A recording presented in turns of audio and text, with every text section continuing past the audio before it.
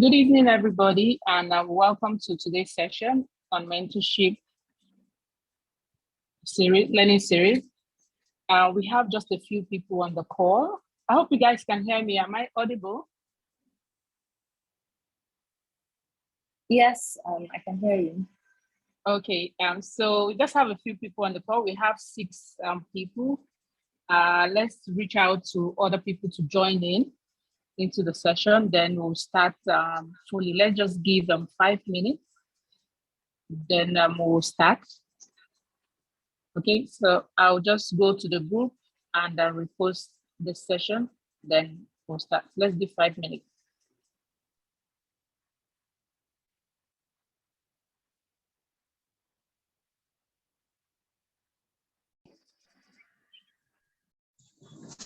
Okay, so we'll be starting the session because I noticed some people are logging in and logging out. So good evening, everybody. My name is Joy Anyao, and I'll be anchoring the session today on behalf of our coach, Oluyemi, who is presently out of the country and his network is not so stable. So he has delegated that I anchor the session today, and I pray I don't disappoint. So with your cooperation, I will all have a great time today. So before we start, I will lay the ground rules. Please, as we join, let's ensure that our devices are muted at all times, please. If you have any question, please drop it in the chat room. If you have a question, kindly raise your hand, use the icon, the raise your hand icon to ask questions. So today, let's go straight into introducing the presenter. Please mute your device as you come in. Thank you. Today, we have a wonderful presenter in the person of Oluwabumi Oluwoye. She's a talent acquisition specialist with Eden Life.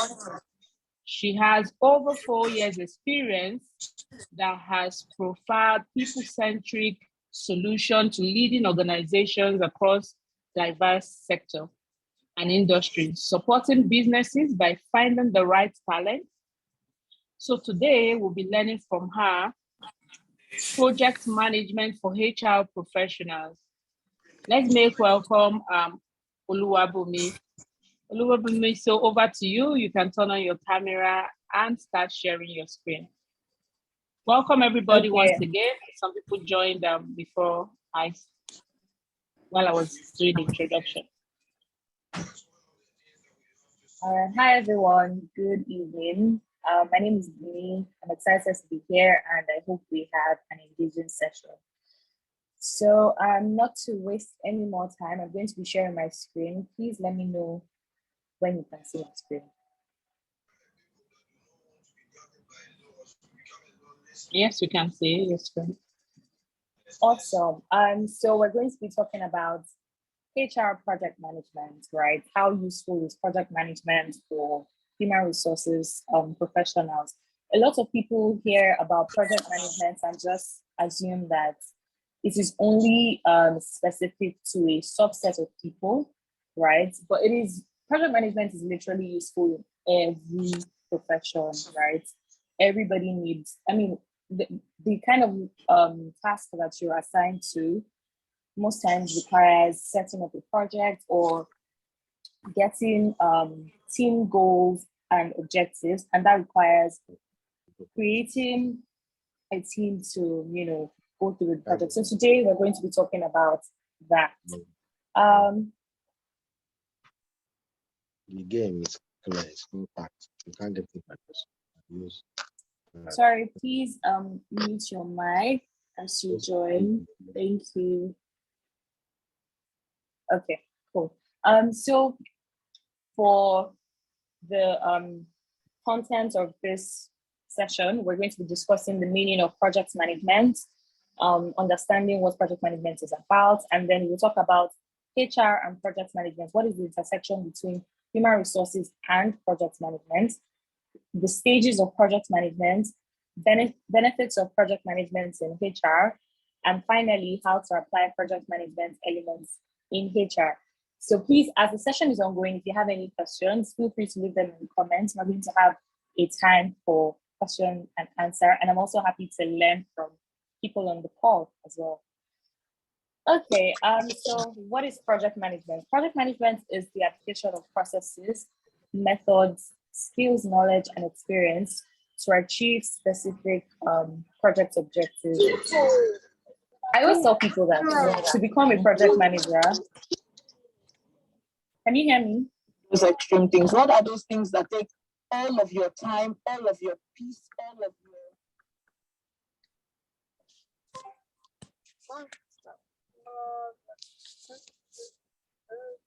Hi, please let me know if you can still hear me. There's a lot of Hello? background noise.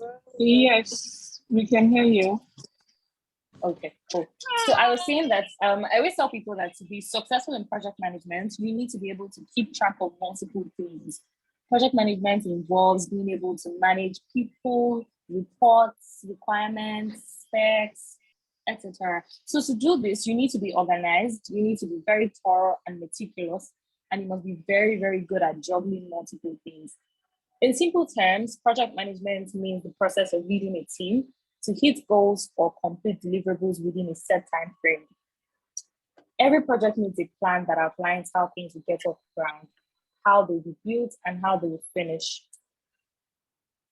Now we'll move on to how human resources and project management have an intersection. HR project management refers to using and applying project management skills and principles for HR purposes to streamline work and achieve project goals. I'll give an example. When banks typically want to hire for their graduate training program, most times they don't always utilize every member of their human resource team, right?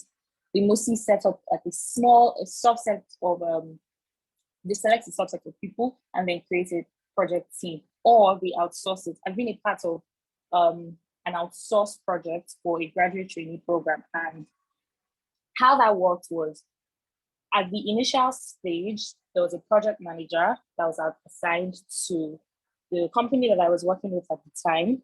So we got the project manager on board, and then she connected us with the people on the team. So what she did was she highlighted the goal of the project, explained to us the objective, the timeline, the duration of the project, what the project hopes to achieve, and all of that. So understanding that project management is a smarter way of working, it enables teams to carry out their tasks and plans in an organized, efficient manner. I assume the reason why that project was outsourced, in some cases it might not even be outsourced, it can be internal, but what happens is the responsibilities are shared. That is also a responsibility of a project manager. As a human resource generalist, you're mostly going to work as a project manager. You're the one that will do the sourcing when it comes to recruitment now. You're the one that is going to do the sourcing, you're going to do the screening, you're going to do the whole thing about putting word out when there is an opening. I'm going to try and stick to my example of graduate training with banks because it's large volume recruitment and they mostly want it to go. I mean, everybody wants whatever project they're handling to be successful. So they put in a lot of effort into that. So they sometimes assign a different member of the team with different tasks. So they have someone that is receiving applications. They have another person that is sourcing and screening. They have another person that is contacting candidates. All of that are the essentials that make up of that particular recruitment project. For formal project management processes and tools, it helps to lower the risk and increases the success rate of a wide range of HR tasks. I've given an example with recruitment. Another thing can be with managing budgets and planning team bonding initiatives or activities, right? Not everybody can be involved in all of these things. Setting up those smaller teams or those setting aside a group of people to do these things make up the project. And that is how project management and human resources have a connection. Some of the skills that can help a human resources officer some of the project management skills that can help the human resources officer include understanding how to manage budgets, timelines, and people, being able to communicate effectively with employees and stakeholders, being able to develop change management plans, execute training and team bonding initiatives. There are 5 different stages of project management.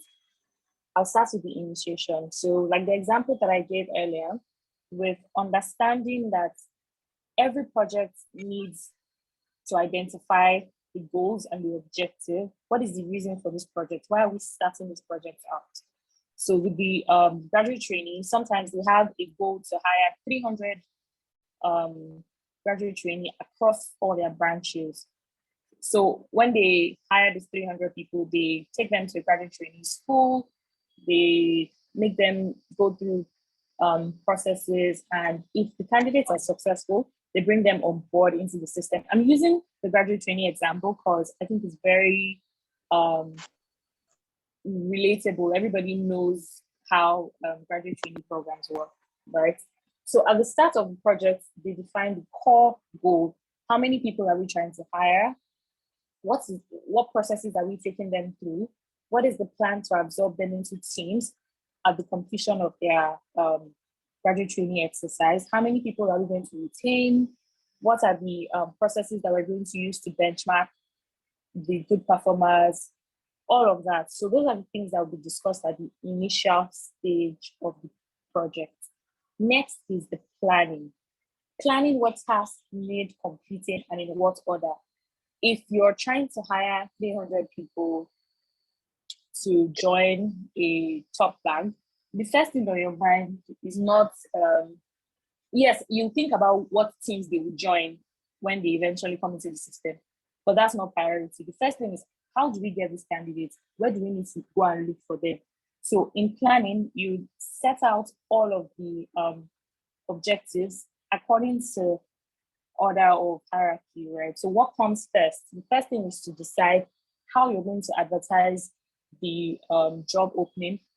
If you're going to outsource it, if you're going to make use of in-house staff, if you're going to pay advertising boards, pay billboards, radio stations, all of that goes into planning, then creating a budget and allocating resources.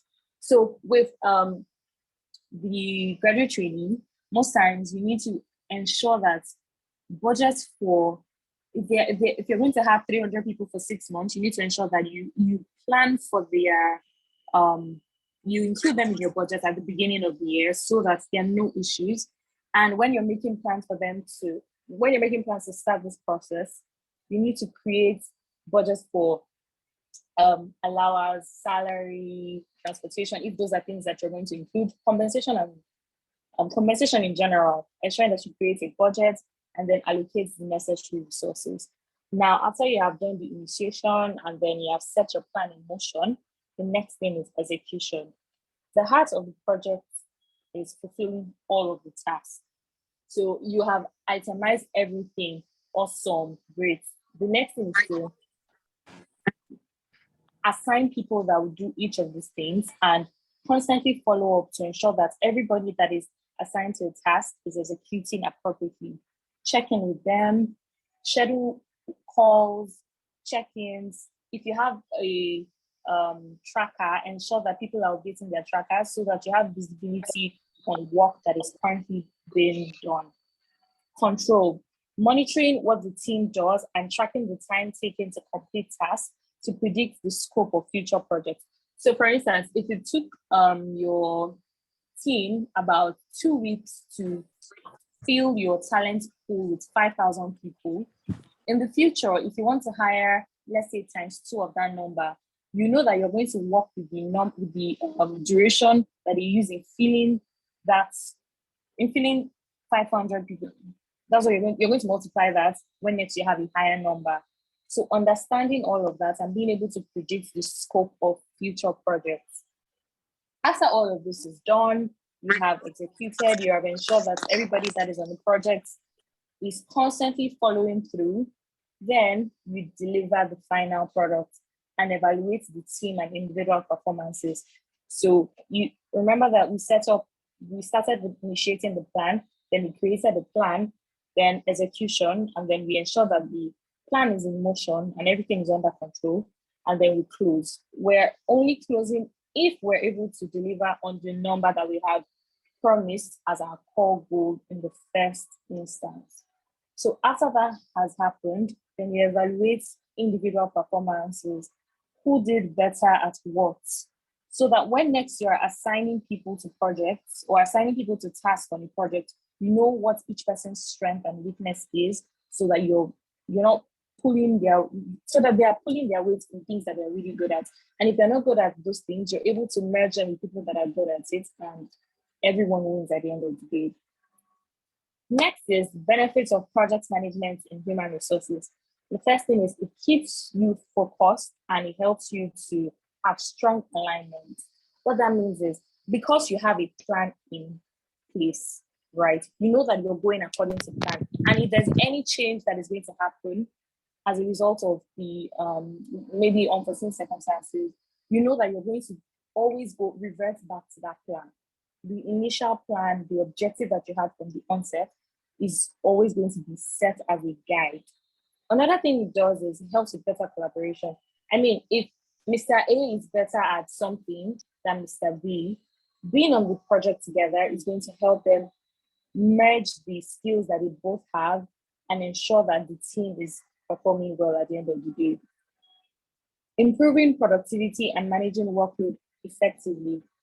If everybody knows what they're supposed to do, you know at the end of the day that you can just go and check the tracker, or when you have calls for updates, you know what to ask them for, right? And everybody knows what they're supposed to do. So there's no room for micromanaging, because come on, if we have a session today and I ask you that, oh, what are you doing? Then you don't have anything to say. And I know that you haven't been working on what I assigned to you, right? It helps them manage workload effectively. One person cannot do everything. That is the essence of having a project team. Efficient use of resources, because you have a plan in place. You have already outlined all of the resources that you're going to be needing. And if anything comes up, you know better now that, okay, when you're making this plan next time, you're going to make room for assumptions. You're going to leave room for any changes. Improving recruiting and onboarding efforts. It goes without saying, if there's a team in place for everything, if everybody knows what they're supposed to do, then the people that are assigned to each task are able to bring in the right talents into your team, and they're able to onboard them effectively. How to apply project management elements to HR. Define the scope of your project before starting. In defining the scope of your project, set the timeline for the project, understand the resources that are going to be used to execute the project successfully, the members of the team that you're going to set up. Is this person going to be useful on this team? Do we really, really need to put this person on this team? These are the things that you evaluate in determining the scope of your project from the inception. Next thing is assume that your project is dynamic. Assume that nobody has done this project you're working on before, so that whatever result you're turning out is excellent. Try as much as you can to put in all of your project management skills in play. Next is to hold regular project status meetings. People don't really like going into meetings. Truth is, if you're making the meetings very brief and you're ensuring that there's an agenda for the meeting, it makes sense, because that way you're able to track what everybody is doing. And if there's no need for a meeting, you can have a visibility board or a tracker to show that, okay, this is the progress on the work that I was meant to do this week. This is my blocker, and this is what I'm going to do to get rid of the blocker, or this is where I need help. Another thing is to help team members develop project management skills. Some project management skills include risk management, critical thinking, and problem solving. All of these skills are very essential in project management, because when you have to understand what risk you need to take in your project, then it helps you to make better choices and make wiser decisions. Consider using a project management tools. There's several project management tools that sometimes might require a bit of expertise, but nothing over the top that you're unable to learn and ensure that you're executing your project effectively. Conduct project evaluations. In conducting project evaluations, from the previous slide, we had talked about control, right? What that means is you're setting up systems to monitor and track the task to predict the success of the current task and the one that would, if you need to do a project that is similar to what you're doing now, you know how best to handle it. Hire an HR project manager. Not everybody has capacity to do that. So HR generalists typically take the fall for it. And it also helps because it strengthens your expertise. It makes you know a lot of things. You're able to, become better at your core duties and functions, but also you're gaining extra skill. Okay, we have come to the end of the session. Now we'll be taking questions and contributions. So please feel free to raise your hand or unmute your mic if you have any questions or contributions. Thank you so much. All right, thank you very much, Oluwabomi. And I'm sure a lot of us have learned a whole lot from the stages where I was the stage 1, where we rate, where we initiate our project. Then we plan and execute, and we evaluate at the end of the day. So thank you. The benefits of the project management keeps us focused, and it eliminates micromanaging, makes us more efficient, and also helps us to define the scope of our project before even starting. So we will eliminate a lot of running around, like headless chickens. Let me just say it that way. So if you have questions, you can drop them in the chat, or you raise your hand with the reaction button, and I will unmute you, give you the access to unmute, and you can ask your questions.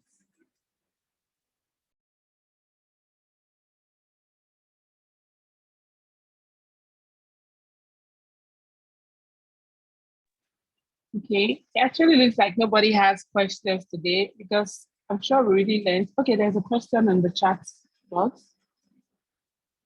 Okay, Kemi is asking, please, where does being Scrum Master come into play for a HR project manager? Please, Oluwabomi, there's a question for you.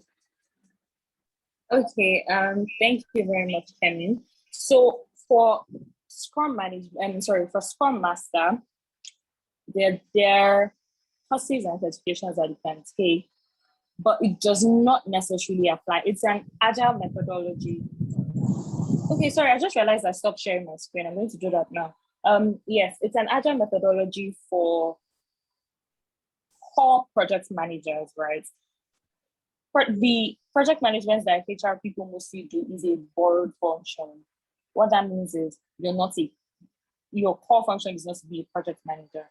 So you do not necessarily need Scrum Master. There are easier tools for you to use, like Trello, if you need to use a project management tool.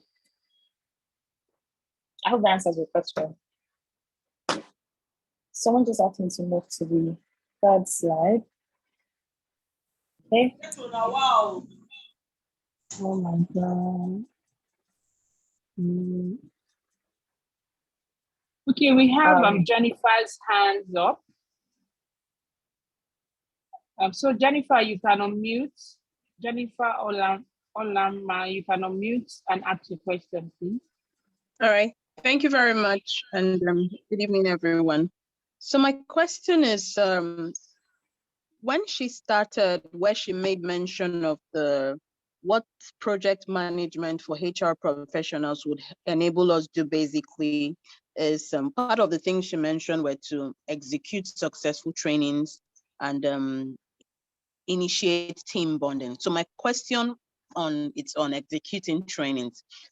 Is it possible for you to do a summary from the initiation stage to the closing of what it would take? Because I know when training is being executed, all of this come to play, right? But in a case where, I'll give you an example. For a HR training company, for instance, the clients come to us and we are expected to serve them based on their training requirements and their training need. How does project management come to play in those sort of trainings? I can understand for the in-house trainings, for instance. I wanted to know, with this example I just gave, could you please take us through from the initiation stage to the closing stage to execute a training, for instance? Okay, thank you very much for that. So with executing training, if you're outsourcing, and even if it's in-house, the first thing is to identify the needs of these people, right? What are you training them for? Do a skill gap analysis. That would be the initial goal of your project is to train people, right? Once that goal and objective is identified, the next thing is to plan, right? So for planning, you do a skill gap analysis across teams, speak with managers, speak with individuals on the teams, find out where they're lacking. Their managers will be able to, provide more context. Okay, this person knows how to do XYZ better than, let me give an example with the customer success team. Some people are really better at customer support, that is managing angry clients or preferring solutions, thinking over the top when it comes to supporting their customers. And that person probably struggles with documentation, right? So when you're doing planning, those are the things that you're going to find out from their managers. You can send out a survey or have a one-on-one conversation with their managers and outline the members of the team. Tell the manager to give you a summary of their skill gap analysis, and then you move from there. Another thing in the planning phase is, after you have identified the skill gap analysis, look out for LMS systems that you can find courses or even find a trainer, right, that these people can learn from. When you have identified that, you create a budget. Most companies allocate budgets for training. Ensure that you're not going over the budget that is assigned. That is part of planning. Then after that is sorted, allocate resources. So give a timeline as well. So if you're paying for the course at the beginning of the quarter, you let them know that, look, you have a duration of 2 months or 3 months, or you have a duration of 2 months or 3 months here to complete this course.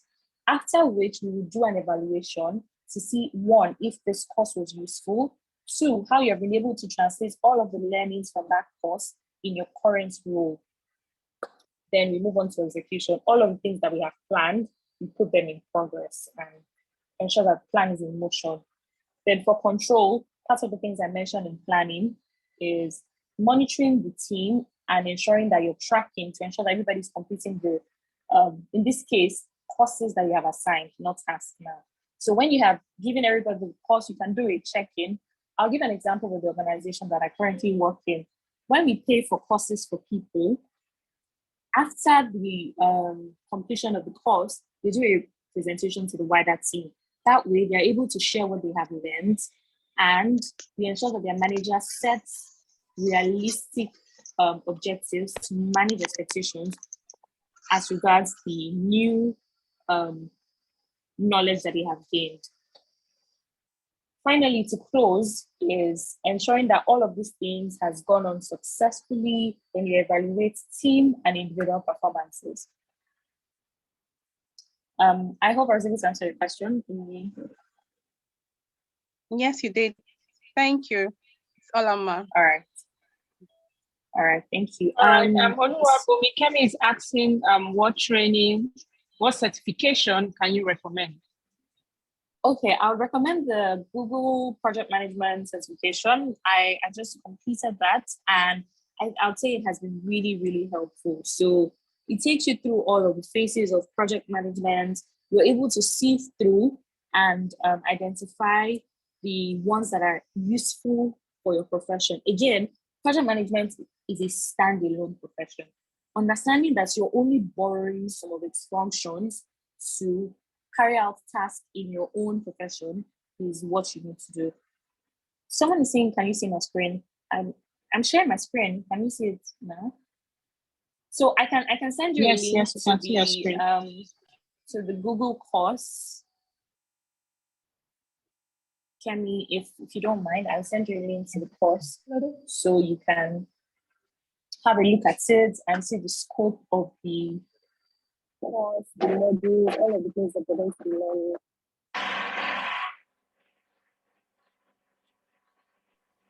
All right, thank you. I don't know if we have more questions.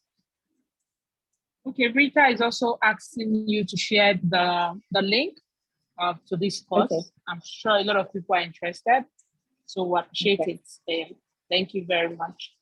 So is there any question, people? I don't think we have more questions. So please, if you are not a part of our team at the HR mentorship WhatsApp group, I will be sharing the link just immediately after this session. And kindly join us. We do a lot of learning series here on the HR mentorship team, and a lot of job vacancies also we post.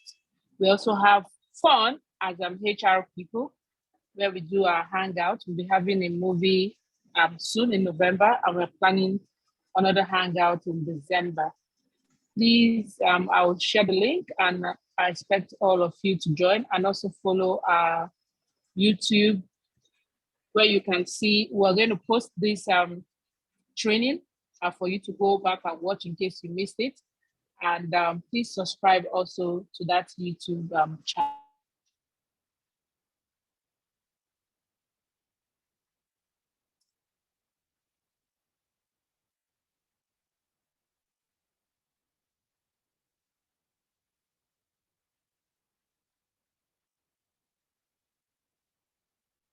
Can you hear me? I have just shared a link to the